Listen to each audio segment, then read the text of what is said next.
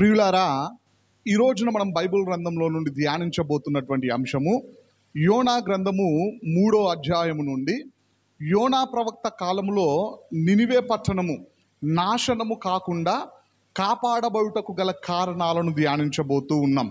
అయితే దానికంటే ముందుగా యోనా గ్రంథము గురించి, రెండోదిగా నినివే పట్టణమును గురించి, మూడోదిగా ఆ పట్టణాన్ని దేవుడు ఎందుకు నాశనం చేయాలనుకున్నాడో దానికి సంబంధించినటువంటి విషయాలను గురించి, నాలుగోదిగా 3వ అధ్యాయము నుండి దేవుడు నాశనం చేయాలనుకున్నటువంటి ఆ పట్టణాన్ని ఎందుకు నాశనం చేయకుండా విడిచిపెట్టాడో తెలుసుకోబోతూ ఉన్నాం.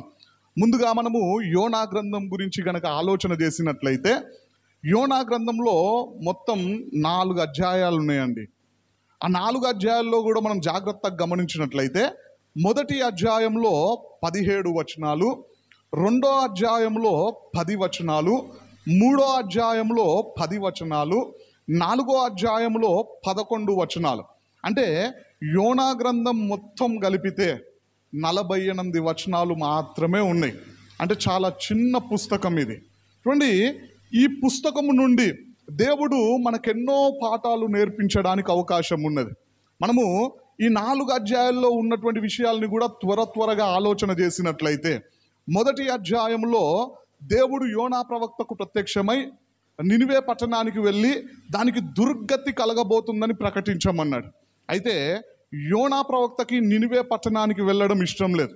ఎందుకోసం అంటే, వారు బాగుంటే బానిసలయ్యేది తన దేశస్తులే కాబట్టి తన దేశం మీద ఉన్నటువంటి ప్రేమతో 1వ అధ్యాయంలో దేవునికి విరుద్ధంగా పారిపోతున్న యోనా ప్రవక్త మనకు కనిపిస్తూ ఉంటాడు. చూడండి, ఎంత దూరం పారిపోవాలనుకున్నాడు అంటే, యోనా ప్రవక్త స్వగ్రామము నుండి నినివే పట్టణము 800 కిలోమీటర్ల దూరంలో ఉందంట. అయితే తార్షీష్ ప్రాంతం ఎంత దూరంలో ఉన్నది అంటే, యొప్పే ప్రాంతము నుండి 3000 మైళ్ళ దూరంలో ఉన్నదంట. కిలోమీటర్స్ కాదు, 3000 మైళ్ళ దూరంలో. అంటే చూడండి, దేవునికి అంత దూరంగా పారిపోవాలనుకున్నాడు 1వ అధ్యాయంలో. 2వ అధ్యాయంలో మనం జాగ్రత్తగా గమనించినట్లయితే, యోనాను సముద్రంలో పడవేసిన తర్వాత అతడు పశ్చాత్తాపముతో దేవుని వైపు తిరిగి ప్రార్థిస్తున్న యోనా ప్రవక్త మనకు కనిపిస్తూ ఉంటాడు. 3వ అధ్యాయంలో మనం జాగ్రత్తగా గమనించినట్లయితే, దేవుడు రెండోసారి మరలా ప్రత్యక్షమై నినివే పట్టణానికి వెళ్ళి దానికి దుర్గతి కలగబోతున్నదని ప్రకటించమన్నప్పుడు తనకిష్టము లేకపోయినా నినివే పట్టణానికి వెళ్ళి పరిచర్య చేస్తున్న యోనా ప్రవక్త మనకు కనిపిస్తూ ఉంటాడు. అక్కడ సువార్తను ప్రకటించినప్పుడు వారందరూ మారు మనసు పొందుకున్నప్పుడు ఆ దేవుడు చేస్తానన్న కీడు చేయకుండా ఉండేసరికి 4వ అధ్యాయంలో దేవునితోనే పోరాడుతున్న యోనా ప్రవక్త మనకు కనిపిస్తూ ఉంటాడు. చూడండి ప్రియులారా, యోనా అంటే గువ్వ అని అర్థం. ఇంకా మనము నినివే పట్టణం గురించి కూడా కొన్ని విషయాలను ఆలోచన చేసినట్లయితే, ఈ నినివే పట్టణాన్ని కట్టించింది ఎవరు అంటే, ఆదికాండము 10వ అధ్యాయము 11వ వచనం ప్రకారం ప్రస్తుతము ఇరాక్గా పిలువబడుతున్నటువంటి దేశములో నిమ్రోదు సారథ్యంలో నినివే పట్టణాన్ని కట్టినట్లుగా మనకు కనిపిస్తూ ఉంటుంది. అంటే నినివే పట్టణాన్ని కట్టించింది ఎవరు అంటే నిమ్రోదు. రెండోదిగా మనం ఆలోచన చేసినట్లయితే, క్రీస్తు పూర్వం 700 సంవత్సరంలో ఈ నినివే పట్టణము అష్షూరు సామ్రాజ్యములో ఒక గొప్ప పట్టణంగా వెలుగొందినట్లుగా మనకు కనిపిస్తూ ఉంటుంది. అంతేకాకుండా అష్షూరు సామ్రాజ్యపు వారు ఈ నినివే పట్టణాన్ని రాజధానిగా ఎంచుకొని అక్కడి నుండే పరిపాలన చేసినట్లుగా మనకు కనిపిస్తూ ఉంటుంది. మూడోదిగా మనం ఆలోచన చేసినట్లయితే, ఈ నినివే పట్టణము ప్రపంచంలోకెల్లా గొప్ప నగరం అంటండి. కారణం ఏంటిది అంటే, దాని కోట గోడలు 100 అడుగుల ఎత్తులో ఉన్నాయంట. అందులో ఉన్నటువంటి పెద్ద పెద్ద భవంతులు కావచ్చు, గుళ్ళు కావచ్చు, వాటన్నింటిని బట్టి నినివే పట్టణము ఆ రోజుల్లో ప్రపంచంలోకెల్లా గొప్ప నగరంగా వెలుగొందింది. నాలుగోదిగా మనం ఆలోచన చేసినట్లయితే, ఒక పురాతన వృత్తాంతం ప్రకారము ఆ నగరము, దాని శివార్లు, అనుబంధ పట్టణాల చుట్టూ కొలత 100 కిలోమీటర్లు అంట. మనకు బైబిల్ గ్రంథంలో కూడా యోనా గ్రంథం 3వ అధ్యాయం 3వ వచనంలో మాట కనిపిస్తూ ఉంటుంది. ఐదోదిగా మనం ఆలోచన చేసినట్లయితే, యోనా గ్రంథము 4వ అధ్యాయము 11వ వచనం ప్రకారం నినివే పట్టణంలో నివసిస్తున్నటువంటి జనుల సంఖ్య ఎంత అంటే 1,20,000 కంటే ఎక్కువ మంది నివసిస్తూ ఉన్నారంట ఆ రోజుల్లోనే. ఆరోదిగా మనం ఆలోచన చేసినట్లయితే యోనా స్వగ్రామము నుండి నినివే పట్టణము 800 కిలోమీటర్ల దూరంలో ఉన్నది. ఏడోదిగా మనం ఆలోచన చేసినట్లయితే యొప్పే ప్రాంతము నుండి తార్షీషు ప్రాంతము 3,000 మైళ్ళ దూరంలో ఉన్నట్టుగా మనకు కనిపిస్తూ ఉంటుంది. చూడండి ప్రియులారా, మూడోదిగా మనం ఆలోచన చేసినట్లయితే ఇంత గొప్పదైనటువంటి ఈ పట్టణాన్ని దేవుడు ఎందుకు నాశనం చెయ్యాలనుకున్నాడు, ఇంతకీ వారు చేస్తున్నటువంటి భయంకరమైన పాపాలు ఏమిటి అని మనం ఆలోచన చేసినట్లయితే నహూము గ్రంథము 3వ అధ్యాయము 10వ వచనంలో రాయబడి ఉంటుంది. వారంట చిన్న పిల్లలను బండకేసి కొట్టి చంపేవారంట. అంతేకాకుండా వారి యుద్ధానికి వెళ్తున్నటువంటి సమయంలో చిన్న పిల్లలని అగ్నిలో కాల్చివేసి వాళ్ళ దేవుళ్ళ పేరు మీద బలిచ్చేవారంట. ఆ విధంగా ఇంకా చిన్నపిల్లల్ని రకరకాలుగా చంపుతూ ఉండేవారంట. రెండోదిగా మనం ఆలోచన చేసినట్లయితే నహూము గ్రంథము 3వ అధ్యాయము 1వ వచనం ప్రకారము నినివే పట్టణము మోసముతో బలత్కారముతో నిండి ఉన్నట్లుగా మనకు కనిపిస్తూ ఉంటుంది. మూడోదిగా మనం ఆలోచన చేసినట్లయితే ఆ యొక్క అష్షూరు సామ్రాజ్యానికి లేదా నినివే పట్టణానికి 2,00,000 మంది సైనిక బలం ఉండేసరికి వారు నియంతల్లా వ్యవహరించేవారంట. మాతో పోటీకి వచ్చేవారు ఎవరూ లేరు అన్నట్టుగా, మమ్మల్ని ఏ రాజు కూడా ఓడించలేడు అన్నట్టుగా నినివే రాజు గర్వంతో ప్రవర్తిస్తూ ఉండేవాడంట. ఆ సైనికులు కూడా అంత గర్వంతో విర్రవీగుతూ ఉండేవారంట. నాలుగోదిగా మనం ఆలోచన చేసినట్లయితే వారు యుద్ధంలో తమ శత్రువులను ఏ విధంగా హతమార్చారో నినివే పట్టణపు కోట గోడల మీద బొమ్మలుగా చిత్రీకరించేవారంట. వారు ఏ విధంగా చంపేవారు అని మనం జాగ్రత్తగా ఆలోచన చేసినట్లయితే వారు మనుషులను సజీవంగా కాల్చి చంపేవారంట. స్త్రీలను వారు పాడు చేస్తూ ఉండేవారంట. అంతేకాకుండా కొంతమందిని చర్మం వలచి కూడా చంపేవారంట. ఇంకా వారు పదునైన శూలం మీద చనిపోయేంత వరకు కూర్చోబెట్టేవారంట. ఇంకా వారు ఏం చేస్తూ ఉండేవారంటే గర్భిణీ స్త్రీల యొక్క గర్భాన్ని చీల్చివేసి లోనున్నటువంటి శిశువును బయటికి తీసి చంపేవారంట. గర్భాన్ని చీల్చి బయటికి తీసి అంత క్రూరంగా అంత భయంకరంగా వారు పాపము చేస్తూ ఉన్నారు. ఇంకా మనం ఆలోచన చేసినట్లయితే ఇవన్నీ కూడా వారు కోట గోడల మీద చిత్రీకరించేవారంట. ఆ యొక్క బొమ్మల్ని చూస్తూ పెరిగినటువంటి నినివే ప్రాంతంలో పుట్టి పెరిగినటువంటి పిల్లలు వారు కూడా క్రూరులుగా భయంకరమైనటువంటి పాపములు చేసేవారుగా భయంకరమైనటువంటి ఈ పనులు చేసేవారుగా వారు కూడా మారుతూ ఉండేవారు. చూడండి ప్రియులారా, ఇలా చెప్పుకుంటూ పోతే చరిత్రలో వారు చేస్తున్నటువంటి భయంకరమైన పాపములు ఎన్నో తెలియజేయడం జరిగినది. అందుకే యోనా ప్రవక్తను పంపించి అక్కడ హెచ్చరించిన తర్వాత వారు మనస్సు మార్చుకొని కొంతకాలమే బాగున్నారు. దాదాపుగా యోనా ప్రవక్త తర్వాత 150 సంవత్సరాలకు మళ్ళా వాళ్ళు పాడైపోయినప్పుడు నహూము ప్రవక్త ద్వారా దేవుడు మీకు దుర్గతి కలగబోతుందని చెప్పేసి ప్రకటించినాడు. అయినప్పటికీ వారు వినిపించుకోలేదు.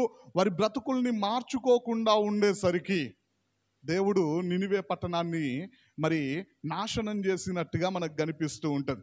చూడండి ప్రియులారా, ఇంత భయంకరమైనటువంటి పాపములు చేస్తున్నటువంటి వారి యొద్దకు యోనా ప్రవక్తను వెళ్ళమని చెబితే 1వ అధ్యాయంలో పారిపోవాలనుకున్నాడు, 2వ అధ్యాయంలో తప్పు నొప్పుకొని ప్రార్థించినాడు, 3వ అధ్యాయంలో మళ్ళా దేవుడు మాట్లాడుతూ ఉన్నాడు. చూడండి, ఆ మాటల్ని మనం జాగ్రత్తగా ధ్యానించినట్లయితే 3వ అధ్యాయము 1వ వచనంలో రాయబడి ఉన్నది. అంతటా యెహోవా వాక్కు 2వ మారు యోనాకు ప్రత్యక్షమై సెలవిచ్చినదేమనగా, నీవు లేచి నినివే మహాపురమునకు పోయి నేను నీకు తెలియజేయు సమాచారము దానికి ప్రకటన చేయుము అని రాయబడి ఉన్నది. ఇక్కడ మనం జాగ్రత్తగా ధ్యానించినట్లయితే రెండోసారి దేవుడు యోనాకు ప్రత్యక్షమై మునుపు మాట్లాడినటువంటి అవే విషయాలను మరలా తెలియపరుస్తూ ఉన్నాడు. నీవు మళ్ళీ నినివే పట్టణానికే వెళ్ళాలి అని చెబుతూ ఉన్నాడు. దానికి దుర్గతి కలగబోతుందని చెప్పేసి ప్రకటించమంటూ ఉన్నాడు. చూడండి ప్రియులారా, ఇక్కడ మనం ఒక చిన్న పాఠాన్ని గనక నేర్చుకున్నట్లయితే ఫస్ట్ టైం చెప్పినప్పుడు యోనా ప్రవక్త లోబడినడా అంటే లోబడకుండా దేవుని మీద తిరగబడి 3000 మైళ్ళ దూరంలో ఉన్న తార్షీషు ప్రాంతానికి పారిపోవాలనుకున్నాడు. ఈయన నన్ను విడిచి పారిపోవాలనుకున్నాడు కదా, ఇతన్నే ఎందుకు పంపించాలి అని చెప్పేసి దేవుడు వేరే వ్యక్తిని పంపించాడా అంటే పంపించలేదు. యోనా ప్రవక్తకు బుద్ధి చెప్పి మళ్ళీ యోనా ప్రవక్తనే పంపించే ప్రయత్నం చేస్తూ ఉన్నాడు. అంటే దీన్ని బట్టి మనకు అర్థమవుతున్నటువంటి విషయం ఏంటిది అంటే దేవుడు తన సేవకులను అంత త్వరగా విడిచిపెట్టాడండి. మనం దేవుణ్ణి విడిచిపెడతామేమో కానీ దేవుడు మనల్ని విడిచిపెట్టాడు. మనం దేవుణ్ణి మర్చిపోతామేమో కానీ దేవుడు మనల్ని మర్చిపోడు. తన కృపలో మనల్ని నిరంతరము జ్ఞాపకం ఉంచుకుంటూ ఉన్నాడు. బైబిల్ గ్రంథంలో ఎంతోమంది ఎన్నో సాకులు చెప్పినా దేవుడు వారెవ్వరిని విడిచిపెట్టలే. ఉదాహరణకి మోషే ప్రవక్త నిర్గమాకాండము 3వ అధ్యాయం 4వ అధ్యాయంలో మనం ధ్యానించినట్లయితే, అయ్యా నువ్వు ఐగుప్తు దేశానికి వెళ్ళి ఇజ్రాయేలీలను విడిపించు, నేను నీకు తోడుగా ఉంటా అంటే నేనెంతటి వాడను ప్రభువా అని చెప్పేసి సాకు చెప్పినట్లుగా మనకు కనిపిస్తూ ఉంటుంది. అయ్యా నేను నత్తివాణ్ణి ప్రభువా అని చెప్పేసి సాకు చెప్పినట్టుగా మనకు కనిపిస్తూ ఉంటుంది. నేను వెళ్ళలేను ప్రభువా, వేరే వాళ్ళను పంపించు అని చెప్పేసి కూడా ప్రభువుతో మాట్లాడినట్టుగా రకరకాల సాకులు మోషే భక్తుడు చెప్పినప్పటికీ దేవుడు మోషే ప్రవక్తను విడిచిపెట్టినడా అంటే విడిచిపెట్టలే. అతన్నే ఎన్నుకొని అతని ద్వారానే ఇజ్రాయేలీయులను ఐగుప్తు దేశం నుండి విడిపించినట్లుగా మనకు బైబిల్ గ్రంథంలో కనిపిస్తూ ఉంటుంది.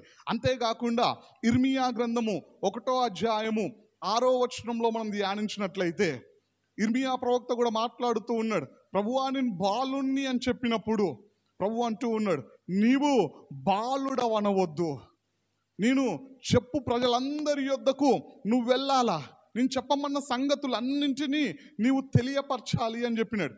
అంటే ఇర్మియా ప్రవక్త కూడా నేను చిన్న పిల్లవాడిని ప్రభువా అని చెప్పేసి సాకు చెబితే ఇర్మియా ప్రవక్తను కూడా దేవుడు వదులుకోలేదండి. ఇంకా మనం జాగ్రత్తగా ఆలోచన చేసినట్లయితే క్రొత్త నిబంధనలో కూడా మత్తయి సువార్త 26వ అధ్యాయం 34-35 వచనాల్లో మనం ధ్యానించినట్లయితే యేసుక్రీస్తు ప్రభువారిని ఎరుగడు అని చెప్పేసి 3 సార్లు కోడి కూయక మునిపే అబద్ధమాడుతావు అని చెప్పినప్పుడు పేతురు మాట్లాడినటువంటి మాట, యేసయ్యా నీతో పాటు కలిసి చావడానికైనా నేను సిద్ధం కానీ అబద్ధమైతే చెప్పలేనన్నాడు. కానీ 26వ అధ్యాయము 69వ వచనం నుండి 75వ వచనం వరకు మనం జాగ్రత్తగా ధ్యానించినట్లయితే 3 సార్లు అబద్ధం ఆడినాడు. నేనెవరో తెలియదు అని చెప్పేసి అబద్ధమాడాడు కదా, ఇతన్ని నేను ఎందుకు ఎన్నుకోవాలి అని చెప్పేసి దేవుడేమతన్ని విడిచిపెట్టలేదండి. పేతురు భక్తుని ద్వారానే మనం జాగ్రత్తగా అపోస్తుల కార్యములు 2వ అధ్యాయంలో ధ్యానించినట్లయితే మొట్టమొదటి ప్రసంగాన్ని ప్రజలకు వినిపిస్తే 3000 మంది మారు మనసు పొందుకొని బాప్తిస్మం తీసుకున్నట్లుగా మనకు కనిపిస్తూ ఉంటుంది. అంటే ఈ సందర్భాలన్నింటిని బట్టి మనకు అర్థమవుతున్నటువంటి విషయం ఏంటిది అంటే దేవుడు తన బిడ్డలను అంత త్వరగా లేదా అంత తేలిగ్గా వదులుకోడు. దేవుడు చాలా అవకాశాలు ఇస్తూ ఉంటాడు. దేవుడు అవకాశాలు ఇస్తూ ఉన్నప్పుడు మనం పట్టించుకోకుండా, మనం దేవునికి విలువ ఇవ్వకుండా మాటి మాటికి పొరపాట్లు చేస్తూ ఉన్నట్లయితే మనకు బుద్ధి చెప్పడానికి కూడా అవకాశం ఉంటుంది. మరి రోజున మన పరిస్థితి ఏ విధంగా ఉన్నది? దేవుడైతే నిన్ను విడిచిపెట్టడం లేదు, దేవుడైతే నిన్ను వదులుకోవాలనుకోవడం లేదు. మరి ఈ రోజున నీ పరిస్థితి ఏ విధంగా ఉన్నది? నువ్వు దేవుణ్ణి విడిచిపెడుతూ ఉన్నావా? ప్రార్థనను నిర్లక్ష్యం చేస్తూ ఉన్నావా? నువ్వు పొందుకున్నటువంటి రక్షణను కోల్పోయే స్థితిలో ఉన్నావా? రక్షణకు విలువ ఇవ్వకుండా ఉంటూ ఉన్నావా? మందిరానికి దూరంగా ఉంటూ ఉన్నావా? ఈ రోజున మన పరిస్థితి ఏ విధంగా ఉన్నది? ఒకసారి మన జీవితాలని మనం పరీక్షించుకుందాం. చూడండి ప్రియులారా, రెండోదిగా మనం ఆలోచన చేసినట్లయితే యోనా గ్రంథము 3వ అధ్యాయము 3వ వచనంలో మనం ధ్యానించినట్లయితే, కాబట్టి యోనా లేచి యెహోవా సెలవిచ్చిన ఆజ్ఞ ప్రకారము నినివే పట్టణమునకు పోయెను. నినివే పట్టణము దేవుని దృష్టికి గొప్పదై 3 దినముల ప్రయాణమంతా పరిమాణము గల పట్టణము అని రాయబడున్నది. ఈ వచనంలో మనం జాగ్రత్తగా ధ్యానించినట్లయితే యోనా ప్రవక్త నినివే పట్టణానికైతే వెళ్ళాడు, కానీ ఇష్టంతో వెళ్ళాడా అంటే లేదా సంతోషంగా వెళ్ళాడా అంటే ఇష్టం లేకుండానే వెళ్ళాడు. ఏ విధంగా చెప్పొచ్చు అంటే 2 కారణాలు మనకు బైబిల్ గ్రంథంలో కనిపిస్తూ ఉంటుంది. మొదటిది, యోనా ప్రవక్త సువార్తను ప్రకటించిన తర్వాత, వారి మీదకి రాబోతున్నటువంటి దేవుని ఉగ్రత విషయాన్ని ప్రకటించిన తర్వాత, నినివే పట్టణస్థులందరూ మారు మనసు పొందుకొని దేవుని వైపు తిరిగి దేవుణ్ణి బ్రతిమిలాడడం ద్వారా దేవుడు వారి మీదకి తెస్తానని చెప్పినటువంటి కీడును తేకుండా ఆపివేసేసరికి, అంటే యోనా ప్రవక్త ప్రకటించిన దానికి ప్రతిఫలం కనిపించినప్పుడు యోనా ప్రవక్త సంతోషించాడా అంటే 4వ అధ్యాయం మొదటి 3 వచనాల్లో మనం ధ్యానించినట్లయితే సంతోషించలే. ఇంకేం చేస్తున్నాడు ఆయన అంటే దేవునితోనే గొడవకు దిగుతూ ఉన్నాడు. నేను ఇందుకే కదా రావద్దనుకున్నది, నువ్వు జాలిగల దేవుడవు, కరుణగల దేవుడవు, వారిని క్షమిస్తావని చెప్పేసే కదా నేను తార్షీష్ ప్రాంతానికి పారిపోవాలనుకున్నదని చెప్పేసి దేవునితోనే గొడవకు దిగినట్లుగా మనకు కనిపిస్తూ ఉన్నది. రెండో కారణం, అతనికి ఇష్టం లేకుండానే వెళ్ళాడు అని చెప్పడానికి గల కారణం ఏంటిది అంటే 3వ వచనంలో ఇక నినివే పట్టణము, ఒక మనిషి నడుచుకుంటూ వెళ్తే 3 రోజులు పడుతుందంట. అంత పెద్దది, అంత గొప్ప పట్టణం. కానీ యోనా ప్రవక్త ఎన్ని రోజులు ప్రయాణించాడు అంటే అక్కడ రాయబడి ఉన్నది, ఒక్కరోజే ప్రయాణించినాడంట. మనం జాగ్రత్తగా గమనించినట్లయితే 4వ వచనంలో మనకు ఆ మాట కనిపిస్తూ ఉంటుంది. 3 రోజులు ప్రకటిస్తే గాని 1,20,000 మంది కంటే ఎక్కువ ఉన్న ప్రజలందరికీ ఆ యొక్క వర్తమానం తెలియపరచబడడం కుదరదు. కానీ యోనా ప్రవక్త ప్రయాణించింది ఎన్ని రోజులు అంటే 4వ వచనంలో స్పష్టంగా రాయబడినది, ఒక్కరోజే వెళ్ళినాడంట, ఒక్కరోజే ప్రకటించినాడంట. అంటే అందరికీ చెప్పడం కూడా ఇష్టం లేదు ఆయనకి. ఎందుకంటే వీళ్ళు బాగుంటే లేదా వీరు మారు మనసు పొందుకుంటే వీరు యుద్ధానికి వచ్చేది తన ప్రజల మీదకే, బానిసలు అయ్యేది తన ప్రజలే, నాశనం అయ్యేది తన దేశమే. కాబట్టి ఇష్టము లేదు తనకి. ఫస్ట్ ఇష్టం లేదు, రెండోసారి ప్రభువు చెప్పినప్పుడు కూడా ఇష్టం లేదు. అయితే ఇక్కడ కూడా మనం ఒక చిన్న పాఠాన్ని నేర్చుకున్నట్లయితే, యోనా ప్రవక్తకు ఇష్టం లేకపోయినా దేవుని మాటకు లోబడి వెళ్ళినట్టుగా మనకు కనిపిస్తూ ఉన్నది. దేవుని నామానికి స్తోత్రం, హల్లెలూయా. చూడండి ప్రియులారా, దేవుని యొక్క మెప్పును ఎవరు పొందుకుంటారు అంటే మన ఇష్టానికి విలువిచ్చేవారు కాదు, నా ఇష్టం నేను ఇవే పనులు చేస్తా అని చెప్పేవారు కాదు, దేవుని చిత్త ప్రకారం జీవించేవారు, దేవుని మాటలకు విధేయత చూపించేవారు. మనకిష్టం లేకపోయినా దేవునికి ఇష్టమైన పనులు మనం చేస్తూ ఉన్నట్లయితే దేవుని మెప్పును పొందుకోవడానికి అవకాశం ఉన్నది. ఇక్కడ యోనా ప్రవక్త జీవితం అదే విధంగా కనిపిస్తూ ఉన్నది. నినివే పట్టణానికి వెళ్ళడం ఆయనకు అస్సలు ఇష్టం లేదు. కానీ వెళ్ళకుండా ఆగిపోయాడా అంటే ప్రభువు రెండోసారి తెలియజేసినప్పుడు వెళ్ళకుండా ఉండలేకపోయినాడు. తనకిష్టం లేకపోయినా దేవుని మాటకు లోబడి వెళ్ళినట్టుగా మనకు కనిపిస్తూ ఉన్నది. మరి రోజున మనము ఎవరి ఇష్టానికి విలువిస్తూ ఉన్నాం? దేవుని ఇష్టానికి విలువిచ్చి దేవుని చిత్త ప్రకారం జీవిస్తూ ఉన్నామా? లేదంటే మన ఇష్టానికి విలువిచ్చి దేవుని చిత్తాన్ని ప్రక్కన పెట్టి దేవుని వాక్యాన్ని ప్రక్కన పెట్టి మన ఇష్టానుసారంగా మన సొంత తలంపుల ప్రకారం జీవిస్తూ ఉన్నామా? మన జీవితాన్ని మనం జాగ్రత్తగా పరీక్షించుకోవాలండి. చాలామంది చేసేటువంటి పని ఏంటిది అంటే, ఎగ్జాంపుల్ చెబుతూ ఉన్నాను, నేను ఒక ఫోన్ కొనుక్కోవాలని ఫిక్స్ అయిపోయినాను. ఫస్టే మైండ్లో మెంటల్గా ఫిక్స్ అయిపోయినాను, నేను ఇదే ఫోన్ కొనుక్కుంటా అని చెప్పేసి ఓ కంపెనీకి సంబంధించినటువంటి ఫోన్ని దాని కాస్ట్ ఎంతో కూడా చూసుకొని మెంటల్గా ఫిక్స్ అయిపోయిన తర్వాత ప్రార్థన చేస్తూ ఉన్నా. ఏమని చేస్తూ ఉన్నా అంటే, దేవా నీ చిత్తం ఏంటిదో చెప్పు, నేను ఏ ఫోన్ కొనుక్కోనో చెప్పు అంటే మన అర్థం ఉన్నదా? చాలామంది ఇదే పని చేస్తూ ఉంటారు. ఒకరిని ఇష్టపడుతూ ఉంటారు, మళ్ళీ ప్రార్థన చేస్తూ ఉంటారు, దేవా నేను ఎవరిని వివాహం చేసుకోనో చెప్పు, నీ చిత్త ప్రకారం నా వివాహాన్ని జరిగించు. చూడండి, ఇతడు పిచ్చోడా లేకపోతే దేవునికి జ్ఞానం లేదనుకుంటూ ఉన్నాడా? దేవునికి తెలియదా నీ హృదయంలో ఏముందో? దేవుడు చూస్తలేడా? దేవుడు తెలుసుకోవడం లేదా? నువ్వు ఒక చిత్తాన్ని కలిగి ఉండి దేవుని చిత్తాన్ని అడిగితే ఆయన చెబుతాడా అంటే చెప్పాడు.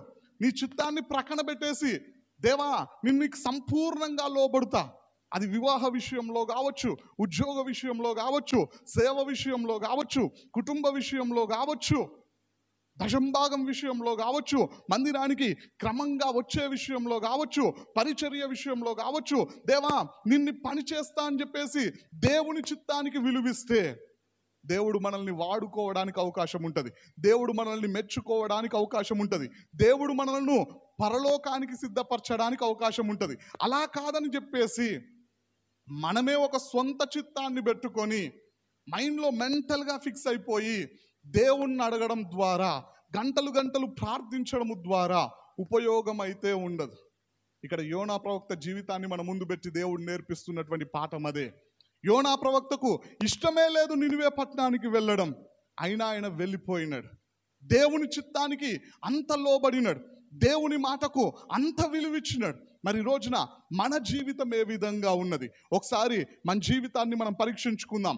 చూడండి ప్రియులారా, మూడోదిగా యోనా గ్రంథము 3వ అధ్యాయము 4వ వచనంలో మనం ధ్యానించినట్లయితే, యోనా ఆ పట్టణంలో ఒక దిన ప్రయాణమంత దూరము సంచరించుచు ఇక 40 దినములకు నినివే పట్టణము నాశనమగునని ప్రకటన చేయగా అని రాయబడినది. ఇక్కడ మనం జాగ్రత్తగా గమనించినట్లయితే యోనా ప్రవక్తకు దేవుడు చెప్పమన్న సందేశాన్ని ఆ పట్టణస్థులకు చెప్పడం కూడా ఇష్టం లేదు. చూడండి ఏ విధంగా చెప్పొచ్చు అంటే, నేను ముందుగానే చెప్పినాను, 3వ వచనంలో రాయబడి ఉన్నది, ఆ పట్టణంలో ఉన్న ప్రజలందరికీ వర్తమానాన్ని ప్రకటించాలి అంటే 3 రోజులు నడవాల, 100 కిలోమీటర్ల పరిమాణంలో ఉన్నది. కానీ యోనా ప్రవక్త ప్రయాణించింది కేవలం 1 రోజు మాత్రమే. అంటే ప్రకటించే విషయంలో కూడా ఆయనకి ఇష్టం లేదు, అయినా ప్రకటిస్తూ ఉన్నాడు. రెండోదిగా ఇదే వచనం నుండి మరొక పాఠాన్ని మనం తెలుసుకున్నట్లయితే, చూడండి, ప్రజలు పశ్చాత్తాపపడి దేవా కృప చూపించు అని చెప్పేసి దేవుణ్ణి వేడుకున్నా, లేదా వారు పశ్చాత్తాపపడినా పడకపోయినా ఆ పట్టణాన్ని నాశనం చేయడం దేవుని ఉద్దేశం కాదు. నాశనం చెయ్యాలి అనుకున్నప్పుడు వారికి ఒక అవకాశాన్ని ఇస్తూ ఉన్నాడు, వారి బ్రతుకును మార్చుకోవడానికి. యోనా ప్రవక్తకు కూడా ఆ విషయం తెలుసు కాబట్టి తార్షీషుకు పారిపోవాలనుకున్నాడు.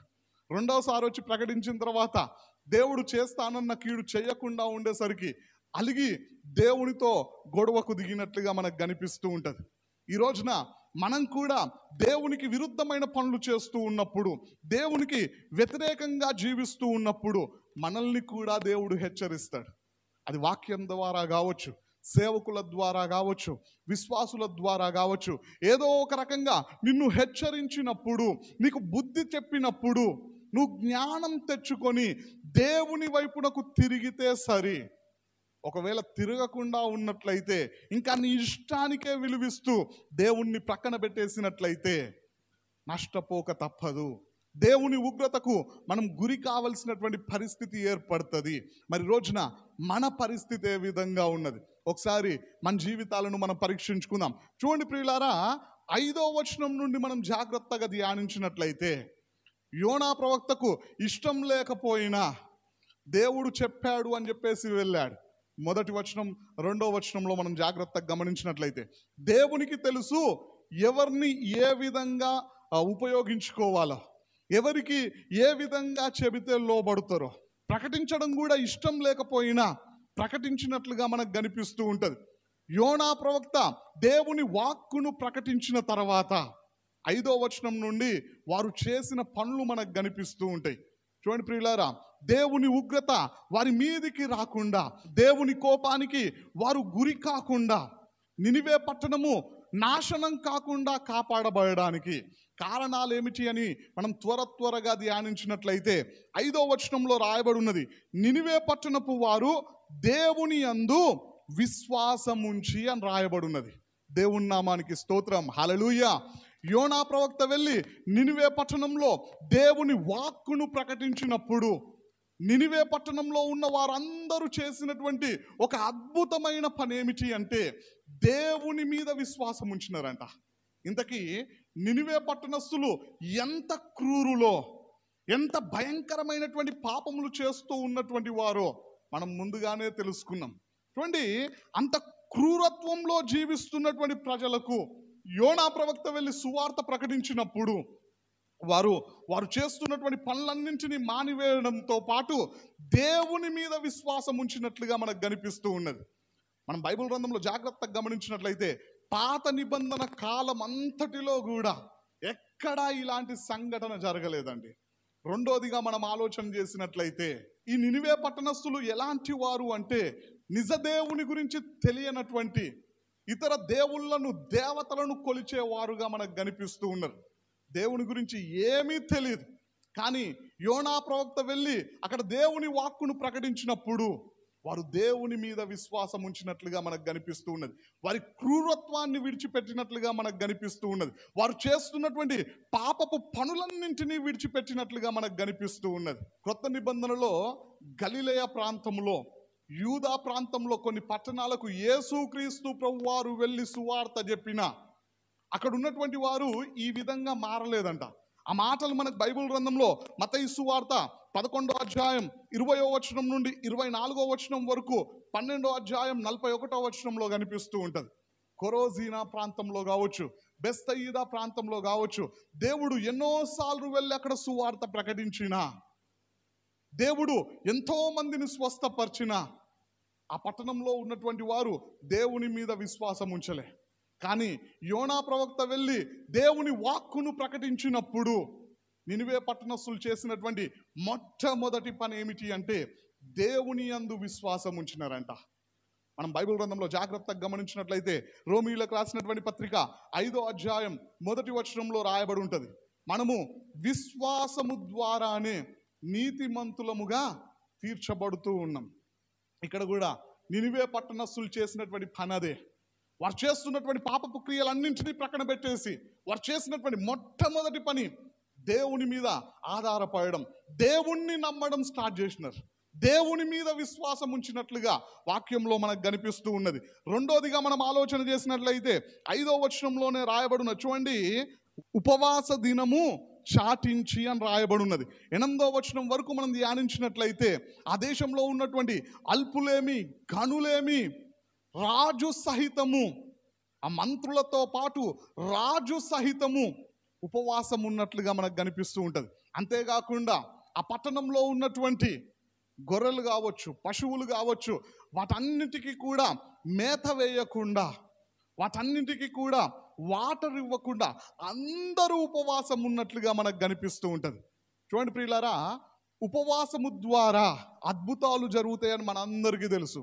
ఉదాహరణకి మనందరికీ తెలిసినటువంటి కొన్ని విషయాలు, నెహెమ్యా భక్తుడు ఉపవాసం ఉండి ప్రార్థన చేసినప్పుడు పడిపోయినటువంటి ప్రాకారపు గోడలను దేవుడు తిరిగి కట్టించినాడు. సమూయేలు నాయకత్వంలో మిస్పానబడినటువంటి ప్రాంతంలో ఇజ్రాయేలీయులందరూ ఉపవాసం ఉండి ప్రార్థించినప్పుడు దేవుడు ఏ శత్రువుల చేతిలోనైతే ఇజ్రాయేలీయులు ఓడిపోయారో, ప్రాణాలను కోల్పోయారో, ప్రాణభయముతో పరుగులు తీశారో, ఓడిన అదే చోట విజయాన్ని దేవుడు అనుగ్రహించినట్లుగా మనకు కనిపిస్తూ ఉంటుంది. మనందరికీ తెలిసినటువంటి మరొక విషయం, ఎస్తేర్ రాణి మొర్దెకైతో పాటు అక్కడ ఉన్నటువంటి యూదులందరూ ఉపవాసం ఉండి ప్రార్థించినప్పుడు శాసనాన్నే దేవుడు తిరిగి రాయించినాడు. అపోస్తలుడైనటువంటి పౌలు భక్తుడు ఉపవాస ప్రార్థనలు చేసినప్పుడు వేలాది సంఘాలను దేవుడు అతని ద్వారా స్థాపించినట్లుగా మనకు కనిపిస్తూ ఉంటుంది. మోషే ప్రవక్త ఉపవాసం ఉండి ప్రార్థించినప్పుడు ధర్మశాస్త్రాన్ని అందించినట్లుగా మనకు బైబిల్ గ్రంథంలో కనిపిస్తూ ఉంటుంది.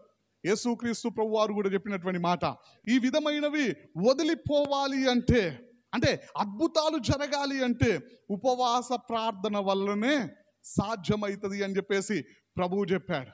ఇక్కడ మనం జాగ్రత్తగా గమనించినట్లయితే నినివే పట్టణస్థులు చేసినటువంటి రెండో పని, అందరూ ఉపవాసం ఉండి ప్రార్థించారంట. మూడోదిగా వారు చేసినటువంటి పని ఏమిటి అంటే 5వ వచనంలోనే రాయబడిన చూడండి, మనం ఆ మాటల్ని కూడా ధ్యానించినట్లయితే, గనులేమి, అల్పులేమి అందరూ గోనె పట్ట కట్టుకొనిరి. ఆ సంగతి నినివే రాజునకు వినబడినప్పుడు అతడును తన సింహాసనము మీద నుండి దిగి తన రాజవస్త్రములు తీసివేసి గోనె పట్ట కట్టుకొని బూడిదలో కూర్చుండెను అని రాయబడినది. ఇక్కడ మనం జాగ్రత్తగా గమనించినట్లయితే ఆ పట్టణంలో ఉన్నటువంటి గనులేమి, అల్పులేమి అందరూ గోనె పట్ట కట్టుకున్నారంట ఉపవాసం ఉండి. ఆ వార్త రాజుకు వినబడినప్పుడు, అక్కడ ఉన్నటువంటి రాజు ఎవరు అంటే ప్రపంచంలోకెల్లా అతి శక్తివంతమైనటువంటి అష్షూరు రాజు. ఆయనకు ఆ వర్తమానం వినబడినప్పుడు ఆయన కూడా చేసినటువంటి పని ఏమిటి అంటే తన రాజవస్త్రములను తీసివేసి గోనె పట్ట కట్టుకొని బూడిదలో కూర్చున్నాడంట. బూడిదలో కూర్చున్నాడు అంటే తనను తాను పూర్తిగా దీనుడిగా చేసి వేసుకున్నాడు అని చెప్పడానికి సూచన. అని చూడండి, ఇక్కడ రాజు తన్ను తాను తగ్గించుకుంటూ ఉన్నాడు. ఆ దేశంలో ఉన్నటువంటి గనులైనటువంటి వారందరూ తమ్మును తాము తగ్గించుకుంటూ ఉన్నారు. అల్పులందరూ కూడా తమ్మును తాము తగ్గించుకొని వారు గోనె పట్ట కట్టుకున్నారంట. అంటే దేవా నీవే మాకు దిక్కు, మాలో ఉన్నటువంటి గర్వాన్ని మేము పక్కన పెట్టేస్తూ ఉన్నాం. మేం కాదు ప్రభు ఆ గొప్పవారము, నీవే, మేము ఆధారపడుతున్నది నీ మీదనే, మేమందరం దీనులం, అల్పులం ప్రభు అన్నట్టుగా రాజు సహితం బూడిదలో కూర్చున్నాడంట. అంటే వారందరూ తమ్మును తాము తగ్గించుకున్నారు. దేవుడు ఎంతో ఇష్టపడేటువంటి లక్షణాల్లో ఒక లక్షణం ఇది, తగ్గింపు జీవితం. గర్వంతో ఉంటే దేవుడు గర్విష్ఠుల యొక్క గర్వాన్ని అణిచివేస్తాడంట. గర్వంతో ఉన్నటువంటి వారికి దేవుడు విరోధి అయి పోరాడుతాడంట. గర్విష్ఠుల యొక్క ప్రార్థన దేవుడు ఆలకించాడు. బైబిల్ గ్రంథంలో మనకు అదే విధంగా కనిపిస్తూ ఉంటుంది. ప్రార్థించడానికి ఇద్దరు వ్యక్తులు మందిరానికి వెళ్ళినారు, పరిసయ్యుడు, సుంకరి. పరిసయ్యుడు తన యొక్క గొప్పలు చెప్పుకుంటూ గర్వంగా ప్రార్థించినాడు. చూడండి, ఆయన చేసినటువంటి ప్రార్థనలో గొప్పలు తప్ప ఏం లేవు, గర్వం తప్ప, అహంకారం తప్ప ఏం లేవు. కానీ ఆయన చేసే పనులన్నీ దేవునికి ఇష్టమైనవే. వారానికి 2 రోజులు ఉపవాసం ఉంటూ ఉన్నాడంట, దశంభాగం ఇస్తూ ఉన్నాడంట, మందిరానికి వెళ్తూ ఉన్నాడు. అవన్నీ దేవునికి ఇష్టమైనవే. కానీ దేవుడు ఆయన ప్రార్థనను అంగీకరించాడా అంటే అంగీకరించలే. కారణం ఆయనలో ఉన్న అహంకారమే. సుంకరి తన్ను తాను తగ్గించుకొని ప్రార్థించడం ద్వారా దేవుడు ఆయన ప్రార్థన ఆలకించి ఆయనకు జవాబునిచ్చినట్లుగా మనకు కనిపిస్తూ ఉన్నది. ఇక్కడ నినివే పట్టణస్తులు చేస్తున్నటువంటి 3వ పని, తమ్మును తాము తగ్గించుకున్నట్లుగా మనకు కనిపిస్తూ ఉన్నది. మరి రోజున మన పరిస్థితి ఏ విధంగా ఉన్నది? మనల్ని మనం తగ్గించుకుంటూ ఉన్నామా, లేదంటే హెచ్చించుకుంటూ ఉన్నామా? ఒకసారి మన జీవితాల్ని మనం పరీక్షించుకుందాం. చూడండి ప్రియులారా, 4వదిగా నినివే పట్టణస్తులు చేసినటువంటి పని ఏమిటి అంటే, యోనా గ్రంథము 3వ అధ్యాయము 9-10 వచనాలని మనం ధ్యానించినట్లయితే అక్కడ రాయబడి ఉన్నది, మనుషులందరూ తమ దుర్మార్గములను విడిచి తాము చేయు బలత్కారమును మానివేయవలెను. ఇంకా మనం 10వ వచనంలో జాగ్రత్తగా ధ్యానించినట్లయితే, ఈ నినివే వారు తమ చెడు నడతలను మానుకొనగా. చూడండి ప్రియులారా, ఇక్కడ ఈ 2 వచనాలని మనం జాగ్రత్తగా ధ్యానించినట్లయితే నినివే రాజు ప్రకటించమని చెప్పినటువంటి విషయాలు, మీరు చేస్తున్నటువంటి దుర్మార్గపు పనులన్నీ మానుకోవాలా, మీరు చేస్తున్నటువంటి దేవునికి విరుద్ధమైన పనులన్నీ మానుకోవాలని ప్రకటించినాడు. అంటే వారు చేస్తున్నటువంటి పాపాన్ని కప్పే ప్రయత్నం చేయలే, మేమేం తప్పు చేయలేదు అన్నట్లుగా ప్రవర్తించలే. మనందరం పాపము చేసినాం, మనందరం దేవునికి విరుద్ధంగా ప్రవర్తించినాం, ఆ పనులన్నీ ఇప్పుడు మానుకోవాలా అని చెప్పేసి వారి పాపాన్ని ఒప్పుకున్నట్లుగా మనకు కనిపిస్తూ ఉన్నది 9వ వచనంలో. 10వ వచనంలో మనం జాగ్రత్తగా గమనించినట్లయితే, ఒప్పుకున్న తర్వాత వాళ్ళు చేసినటువంటి పని ఏంటిది అంటే వారి పాపములను విడిచిపెట్టినారంట, మానుకున్నారంట. చూడండి ప్రియులారా, మనందరికీ తెలిసినటువంటి మాటే, సామెతలు గ్రంథం 28వ అధ్యాయం 13వ వచనంలో రాయబడి ఉంటుంది, అతిక్రమములను దాచిపెట్టువాడు వర్ధిల్లడు, వాటిని ఒప్పుకొని విడిచిపెట్టువాడు కనికరాన్ని పొందుకుంటాడు. ఇక్కడ నినివే పట్టణస్తులు తమ పాపాన్ని ఒప్పుకోవడంతో పాటు దాన్ని విడిచిపెట్టినట్లుగా మనకు కనిపిస్తూ ఉంటుంది. చాలామంది చేసేటువంటి పొరపాటు ఏంటిది అంటే, పాపాన్ని ఒప్పుకుంటారు కానీ విడిచిపెడతారా అంటే విడిచిపెట్టరు. చూడండి, చాలామంది సండే రోజు చర్చికి రారు, వచ్చినప్పుడు ప్రార్థన చేస్తూ ఉంటారు, దేవా సండే చర్చికి రావాలని తెలుసు కానీ రాలేకపోతున్నాం, నా పాపాన్ని క్షమించు అంటారు. అంటే ఒప్పుకున్నారు, ఒప్పుకున్న తర్వాత క్రమంగా రావాలా, కానీ వస్తారా అంటే మళ్ళీ అదే పాపంలో కంటిన్యూ అవుతుంటారు, మళ్ళీ డుమ్మాలు కొట్టేస్తూ ఉంటారు, మళ్ళీ వచ్చినప్పుడు మళ్ళీ అదే ప్రార్థన. అంటే పాపాన్ని ఒప్పుకునే అనుభవం ఉన్నది కానీ విడిచిపెట్టలేకపోతూ ఉన్నారు. అయితే వాక్యం సెలవిస్తూ ఉన్నది, పాపాన్ని ఒప్పుకోవడం ఎంత ముఖ్యమో దాన్ని విడిచిపెట్టడం అంతకంటే ప్రాముఖ్యం. విడిచిపెట్టకుండా కేవలం ఒప్పుకుంటూ పోతే వచ్చే ప్రయోజనం ఏమీ ఉండదు. ఫరో రాజు పాపాన్ని ఒప్పుకుంటూనే ఉన్నాడు కానీ విడిచిపెట్టలే. చిట్ట చివరికి ఐగుప్తు దేశంలో ఉన్నటువంటి జ్యేష్ఠ కుమారులు అందరూ మరణించినారు. ఫరోతో పాటు అతని సైన్యమంతా ఎర్ర సముద్రంలో మరణించినట్లుగా మనకు కనిపిస్తూ ఉంటుంది. ఇజ్రాయేలీలు అరణ్యంలో పలుమార్లు తమ తప్పును ఒప్పుకున్నారు, కానీ విడిచిపెట్టలే. దేవుని మీద పూర్తి విశ్వాసాన్ని చూపించలే, దేవుని మీద ఆధారపడలే. తత్ఫలితంగా వారందరూ అరణ్యంలోనే మరణించినట్లుగా మనకు కనిపిస్తూ ఉన్నది. మరి రోజున మన పరిస్థితి ఏ విధంగా ఉన్నది? మనం పాపాన్ని ఒప్పుకొని విడిచిపెట్టే గుంపులో ఉన్నామా? కేవలం ఒప్పుకుంటూ దాంట్లోనే కొనసాగే వారంగా ఉన్నామా? ఒకసారి మన జీవితాల్ని మనం పరీక్షించుకుందాం. చూడండి ప్రియులారా, ఇక చివరిగా ఐదోదిగా ఈ నినివే పట్టణాన్ని దేవుడు కాపాడడానికి వారు చేసినటువంటి మరో ప్రాముఖ్యమైన విషయం ఏమిటి అంటే, అక్కడ రాయబడిన చూడండి, మనం జాగ్రత్తగా ధ్యానించినట్లయితే 9వ వచనంలో, మనుషులందరూ తమ దుర్మార్గములను విడిచి తాము చేయు బలత్కారమును మానివేయవలను. మనుషులేమి పశువులేమి సమస్తమును గోనెపట్ట కట్టుకొనవలను. జనులు మనఃపూర్వకముగా దేవుణ్ణి వేడుకొనవలను అని దూతలు నినివే పట్టణంలో చాటించి ప్రకటన చేసిరి అని రాయబడి ఉన్నది. ఇక్కడ మనం జాగ్రత్తగా గమనించినట్లయితే ప్రజలందరూ కూడా మనస్ఫూర్తిగా దేవుణ్ణి వేడుకోవాలంట. అంటే దేవునికి ప్రార్థించాలి అని చెప్పేసి ప్రకటించినప్పుడు వారందరూ కూడా గోనె పట్ట కట్టుకొని, అంటే తమ్మును తాము తగ్గించుకొని, దేవుని మీద విశ్వాసం ఉంచి ఉపవాస దినాన్ని ప్రకటించుకొని మనస్ఫూర్తిగా దేవుణ్ణి బ్రతిమిలాడినట్లుగా, దేవునికి ప్రార్థించినట్లుగా మనకు కనిపిస్తూ ఉన్నది. వాస్తవం ఏంటిది అంటే, వీళ్ళకి దేవుని గురించి ఏమైనా తెలుసా అంటే తెలీదు. యోనా ప్రవక్త ప్రకటించేంత మట్టుకు దేవుని గురించి ఏమీ తెలియదు. చూడండి, అలాంటి వారికి యోనా ప్రవక్త ప్రకటించినప్పుడు వారు చేస్తున్నటువంటి ఒక అద్భుతమైన విషయం ఏంటిది అంటే, మనస్ఫూర్తిగా దేవునికి ప్రార్థన చేస్తున్నారంట. దేవా, మేము చేసినటువంటి తప్పుల్ని క్షమించు, మా మీద నీ కనికరాన్ని చూపించు అని చెప్పేసి దేవుని కృప కొరకు కనిపెట్టినట్లుగా, దేవుణ్ణి బ్రతిమిలాడినట్లుగా మనకు బైబిల్ గ్రంథంలో కనిపిస్తూ ఉన్నది. వారి యొక్క ప్రార్థన మనఃపూర్వకంగా చేసినారంట. ఈ రోజున చాలామంది ప్రార్థించలేకపోతూ ఉన్నారు, ప్రార్థించడానికి టైం లేదని చెబుతూ ఉన్నారు. ఇంకొంతమంది ఉంటారండి, మహానుభావులనాలో మేధావులనో కూడా తెలియదు.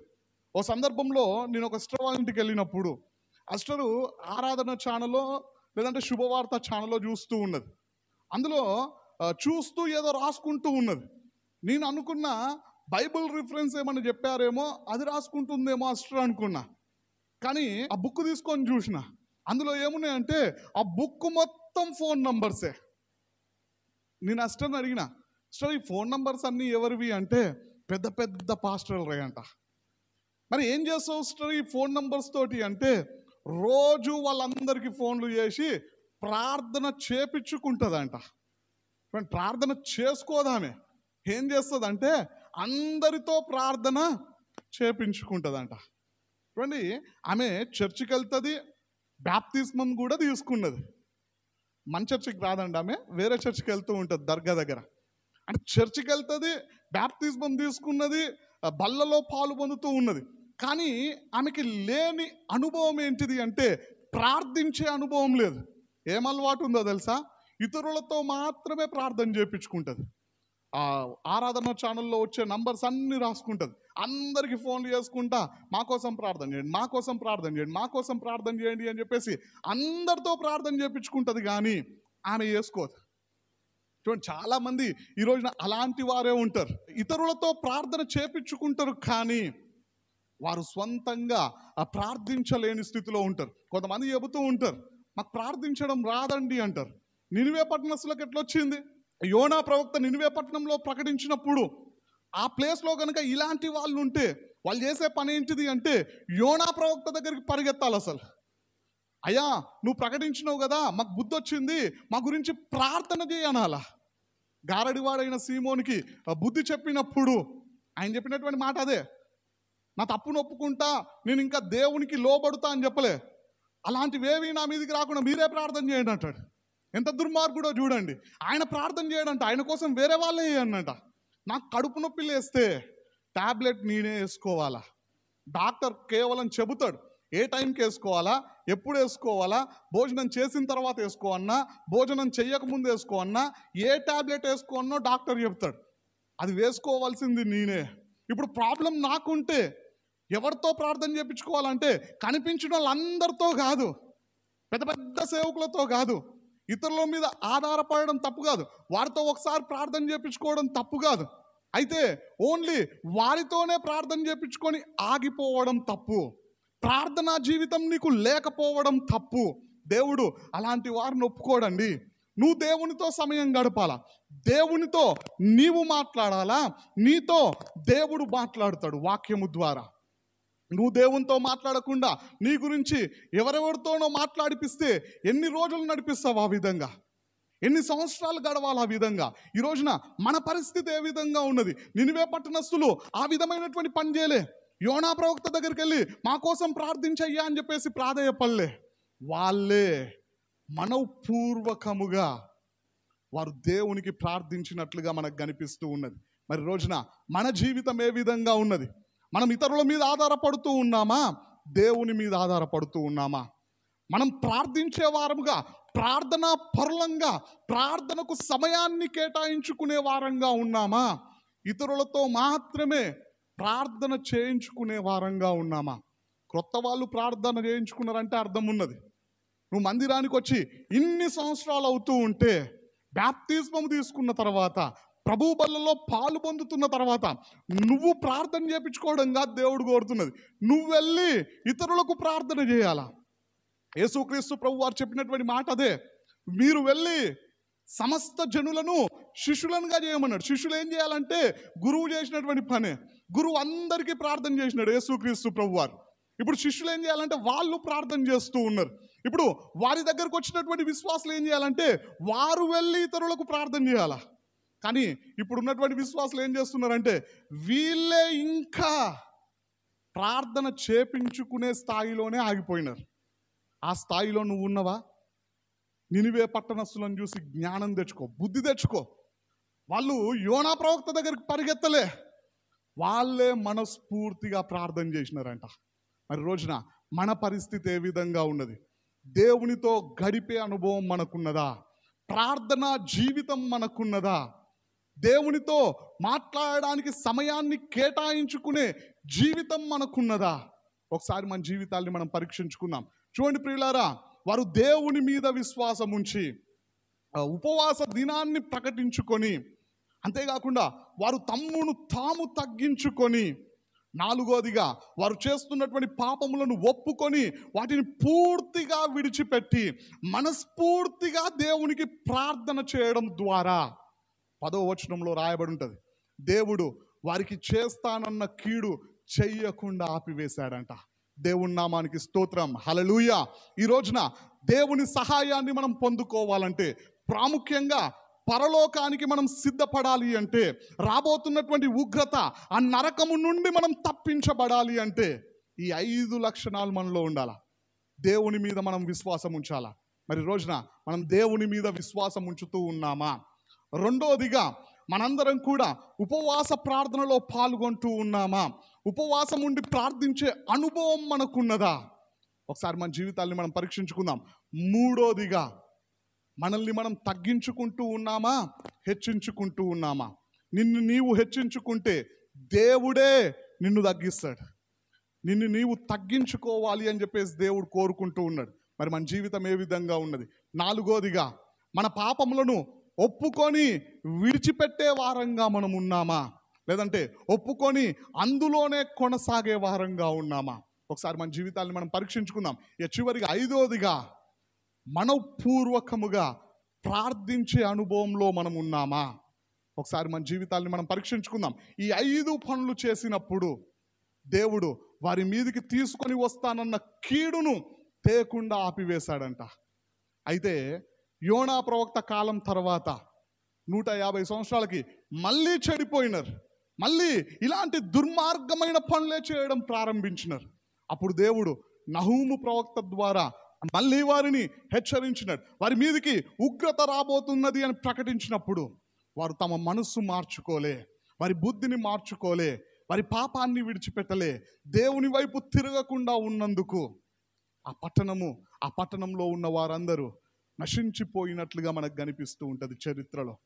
మరి రోజున మన పరిస్థితి ఏ విధంగా ఉన్నది? ఒకసారి మన జీవితాల్ని మనం పరీక్షించుకుందాం. దేవుడు మనల్ని హెచ్చరిస్తూ ఉన్నప్పుడు, దేవుడు వాక్యం ద్వారా మనల్ని గద్దిస్తూ ఉన్నప్పుడు, మనల్ని సరిచెయ్యాలి అనుకుంటూ ఉన్నప్పుడు పెడచెవిని పెట్టకుండా, వాక్యానికి విరుద్ధంగా ప్రవర్తించకుండా, వాక్యం ద్వారా దేవుడు మనల్ని హెచ్చరించినప్పుడు ప్రేమతో ఆ మాటలను స్వీకరించి వాక్యానుసారంగా మన బ్రతుకులను మార్చుకుందాం. దేవుని రాకడకు మనందరం సిద్ధపడదాం. ఈ కొద్ది వాక్యాన్ని దేవుడు దీవించునుగాక. ఆమేన్.